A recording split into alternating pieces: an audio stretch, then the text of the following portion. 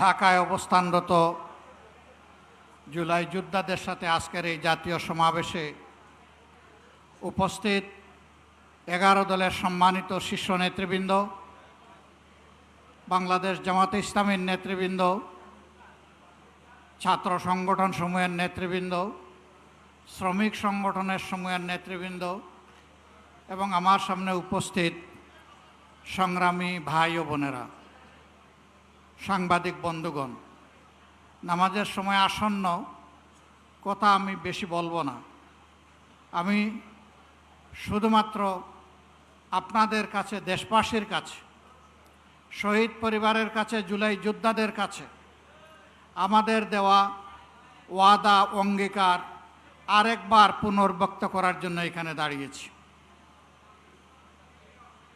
সংসদের ভিতরে সরকারি দল, বিরোধী দলের এমপিরা যখন কথা বলেন তখন সকলেই জুলাই যোদ্ধাদের কথা বলেন, কেউ কেউ শরীফ উসমান হাদি শহীদের কথাও বলেন, কিন্তু কার্যত আমরা সরকারি দল থেকে তার উল্টাটা দেখতে পাই। দুইটা ভোট একসাথে হলো, একটা ভোটের রায় তাদের পক্ষে গেল, মেনে নিলেন। তারা দাবি করেন 51% মানুষ তাদেরকে ভোট দিয়েছে। আরেকটা ভোটে জনগণ 70% গণভোটে হা বলেছে। তারা 51% মানেন, কিন্তু 70% মানেন না। এটা লজ্জার, এটা দুঃখের। ওই 70%-এর রায় যেদিন বাস্তবায়ন হবে, বাংলাদেশ থেকে সত্যিকার অর্থে সেদিনই স্বৈরতন্ত্র বা ফ্যাসিবাদ বিদায় নেবে। বিএনপি প্রত্যেকটি বিষয়ে পতিত, পালিয়ে যাওয়া ফ্যাসিবাদের রাস্তা ধরে হাঁটা শুরু করেছে। আমরা একসাথে মজলুম ছিলাম। বিনয়ের সাথে বলতে চাই, হাজার চেষ্টা করেন ওই আওয়ামী লীগ হতে পারবেন না, দুর্বল আওয়ামী লীগ হতে পারবেন। সেই আওয়ামী লীগ যারা জাতিকে নিয়ে, বিরোধী দলকে নিয়ে ব্যঙ্গ বিদ্রুপ করত, আজকে তারা কোথায়? আপনারা একই কাজ শুরু করেছে। যে আওয়ামী লীগ তাদের পুষ্য লাঠিয়ালদেরকে দিয়ে সমাজের বিভিন্ন জায়গায় কর্তৃত্ব কায়েম করেছিল, সেই আওয়ামী লীগের পাশে তাদের দুঃখের দিনে কোনো লাঠিয়াল এসে দাঁড়াতে পারেনি। আফসোসের বিষয়, রাষ্ট্রের মৌলিক যে সমস্ত জায়গায় পরিবর্তন দরকার, সুশাসন কায়েমের জন্য, সত্যিকারের স্বাধীনতার স্বাদ জনগণকে দেওয়ার জন্য, প্রত্যেকটি বিষয়ে বিএনপি বিরোধিতা করে চলছে। এটি জাতির সাথে সুস্পষ্ট প্রতারণা। তারা তাদের দেওয়া 31 দফা কর্মসূচি সংস্কারের, তাদের ইশতেহার, এটারও তারা বিরোধিতা করছে।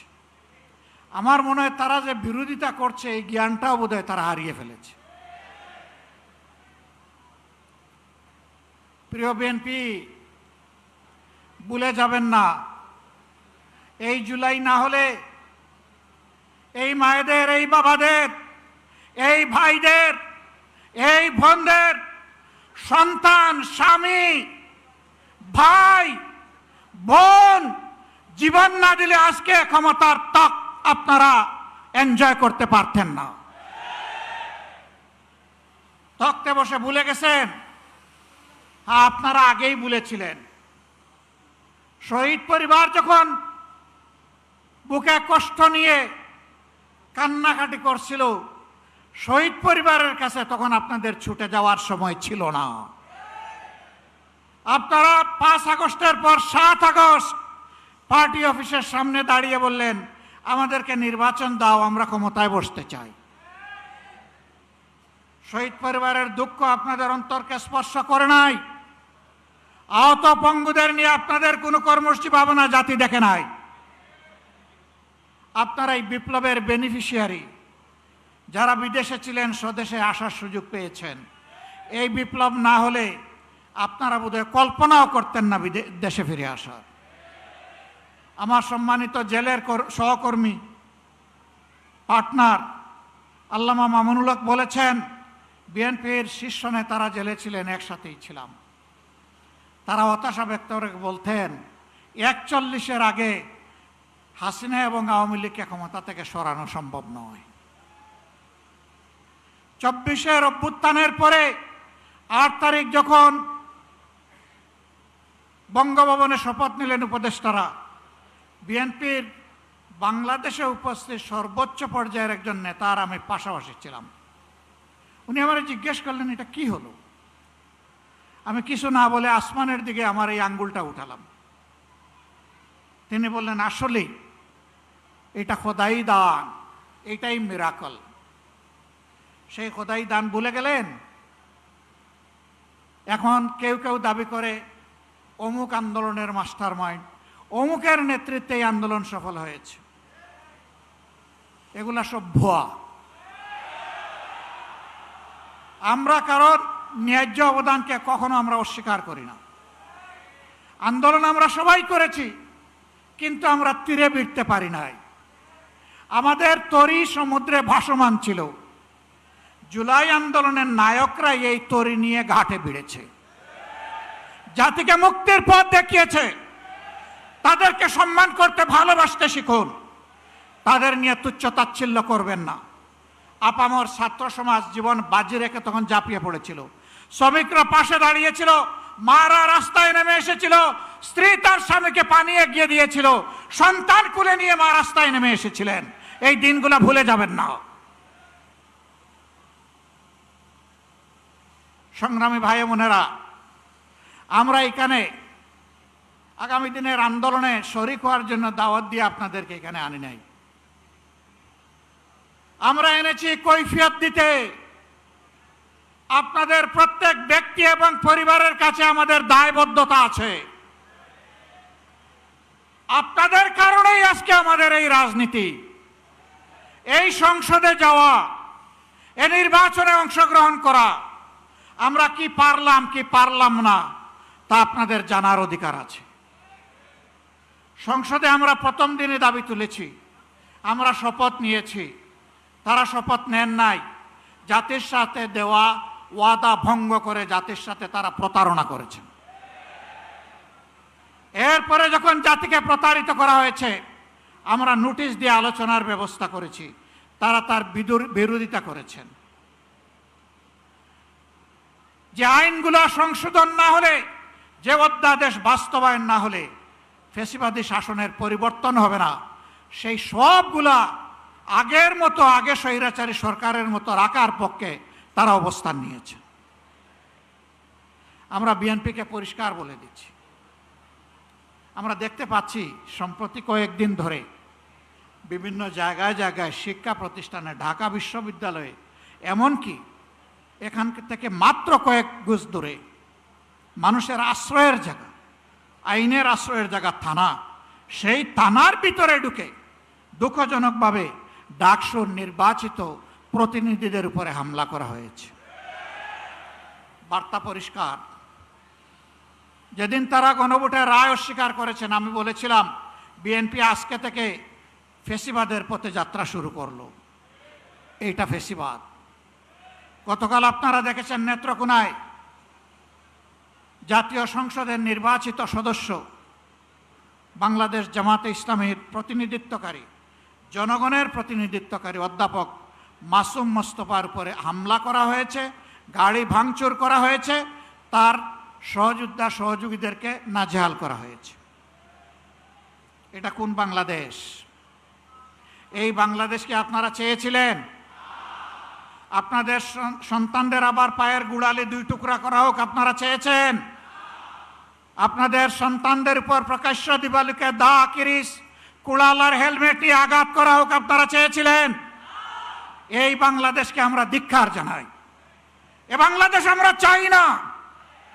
আমরা পরিবর্তনের বাংলাদেশ চাই, যেই বাংলাদেশে শিশু যখন ঘর থেকে বের হবে, কিশোর যখন বের হবে, যুবক যুবতীরা বের হবে, আমার মা বোনেরা বের হবে, তখন কারো বুক দরু দরু করে কাঁপবে না। তারা নিরাপত্তার সাথে বের হবে, কাজ শেষ করে আবার নিরাপত্তার সাথে করে ভিসবে। আমরা ওই বাংলাদেশ চাই। আমরা শিক্ষা প্রতিষ্ঠানে আমাদের সন্তানদের হাতে দা, কিরিস, কুড়াল দেখতে চাই না। আমরা খাতা এবং কলম দেখতে চাই। আমরা কোনো আদুবাই দাদুবাই শিক্ষা প্রতিষ্ঠানে গিয়ে আমাদের সন্তানদের উপর ছড়িগুড়া আমরা এটা দেখতে চাই না। এই সংস্কৃতি বন্ধ করতে হবে। যদি বন্ধ না করেন, মনে রাখবেন জুলাই শুধু 24 সালে ছিল না, জুলাই প্রত্যেক বৎসরে আছে। সে জুলাই আবার ফিরে আসবে ইনশাআল্লাহ, এবং তখন ফাইনালি ফেসিবাদের কবর রচনা হবে। শুভ বুদ্ধির উদয় হোক, জনগণের রায়ের প্রতি সম্মান দেখান, 70% মানুষের রায় মেনে নিন, গণভোটের রায় বাস্তবায়ন করুন। যদি না করেন, আমাদের লড়াই সংসদের ভিতরেও চলবে, খোলা ময়দানেও চলবে ইনশাআল্লাহ। এবং আল্লাহর পর ভরসা করে বলতে পারি, এই লড়াইয়ে জনগণের বিজয় হবে ইনশাআল্লাহ। আমরা আপনাদের কাছে কথা দিয়েছি আগে, এখনো কথা দিচ্ছি। আমার সহযোদ্ধারা যেমন বলেছেন, ইনশাআল্লাহ আগামীর লড়াইয়ে জাতির প্রয়োজনে সামনের সারিতে থেকে আমরা যুদ্ধ চালিয়ে যাব। আমাদের জীবনটা আল্লাহর জন্য, মানবতার জন্য, দেশের জন্য, জাতির জন্য। আল্লাহ যদি কবুল করেন, গর্বিত শহীদ হয়ে দুনিয়া থেকে বিদায় নিব ইনশাআল্লাহ। গতকালকেও এই জায়গায় আরেকটা সমাবেশ ছিল, পরিষ্কার বলেছি, সিগালের মতো 100-1000 বছর বাঁচতে চাই না, বিড়ালের মতো বাঁচতে চাই না, সিংহের মতো প্রয়োজনে 1 সেকেন্ড আয়ু চাই আল্লাহ তাআলার কাছে। ওইটাই গর্বের। ইনশাআল্লাহ জনতার বিজয় হবে। আমরা নিরাশ নই, আমরা গভীর আশাবাদী। এ বাংলাদেশ পাল্টাবে, নতুন বাংলাদেশ গড়া হবে ইনশাআল্লাহ। সেই বাংলাদেশ গড়ার প্রত্যাশায় সারা দেশবাসীকে আমরা পাশে চাই, এবং আমরাও দেশবাসীর সাথে থাকতে চাই। আমাদের কোনো নিজস্ব দলীয় ব্যক্তিগত কোনো দাবি দেওয়া নাই। আমাদের সমস্ত দাবি দেওয়া দেশবাসীর অধিকার আদায়ের জন্য। এ লড়াই চলবে ইনশাআল্লাহ, লড়ে যাব ইনশাআল্লাহ, আল্লাহ সাহায্য পাবো ইনশাআল্লাহ, আমাদের বিজয় হবে। আল্লাহ হাফিজ। বাংলাদেশ জিন্দাবাদ। বাংলাদেশ জামাতে ইসলামী জিন্দাবাদ। 11 দলীয় ঐক্য জিন্দাবাদ। জনগণের বিজয় হোক। 36 জুলাই জিন্দাবাদ।